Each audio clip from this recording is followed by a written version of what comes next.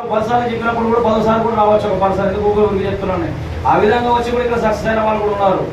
అలా నేను దాదాపు 6 నెలలు రెగ్యులర్ గా ప్రతిరోజు మీటింగ్స్ కి కాల్ చేసేటోడు, వాట్సాప్ పెట్టోడు, వాయిస్ మెసేజ్ గా అన్ని చెప్పాడు. అన్నా నేను పట్టించుకోలేదు. ఇంకా వేరే వాళ్ళు కూడా చేయలేదంటే వాళ్ళు చేశారు, జస్ట్ చెప్పి పెట్టారు వాళ్ళు. నాకైతే మరి ఎందుకు ఇద్దరికి కనెక్ట్ అయ్యానంటే అతను రెగ్యులర్ గా నాకు టచ్ లో ఉండేసరికి కనెక్ట్ కావాల్సి వచ్చింది.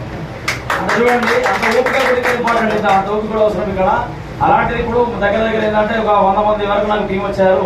ఈ ఎగ్జామ్ వచ్చే దగ్గర నేను మళ్ళీ ఎంటర్ అయిన తర్వాత కూడా మళ్ళీ ఒక 1 మంత్ ఏదో ఆయన అడిగితేనే ఒకరిని ఇద్దరు పరిచయం చేసి మాట్లాడమంటాడు. అంటే లోపల నుంచి ఇంకా ఇష్టం రావట్లేదు, ఇంకేదో లోటు ఉంది, ఇంకేదో ఉంది, ఇంకా ఏవో కొన్ని ఉన్నాయి. కొన్ని ఎప్పుడైతే బెల్గాంలో జూన్ 24, 25 ఒక 2 రోజులు ప్రోగ్రామ్ జరిగింది. ఎండి గారు, అశోక్ సార్ అందరూ వచ్చారు.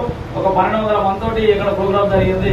అక్కడ చూసింది ఏంటంటే కంపెనీ యొక్క విజన్. ఇందాక సార్ చెప్పారు 2030 కల్లా ఏం జరగబోతుందని.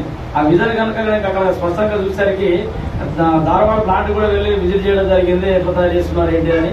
ఆ తర్వాత నుంచి నాకు తెలియకుండా బీరేసారి ఆటోమేటిక్ గా స్టార్ట్ చేయడం జరిగింది. ఆల్రెడీ స్టార్ట్ చేయడం ఒక 200 మంది నుంచి రిజర్వ్ చేస్తున్నాను నేను. ఈ లోపు ఒక 100 మంది టీం వచ్చారు. ఒక 1,20,000 వరకు నాకు ఇన్కమ్ తీసుకోవడం జరిగింది. థ్యాంక్ యూ అండి. థ్యాంక్ యూ అవకాశం ఇచ్చినందుకు. Thank you sir.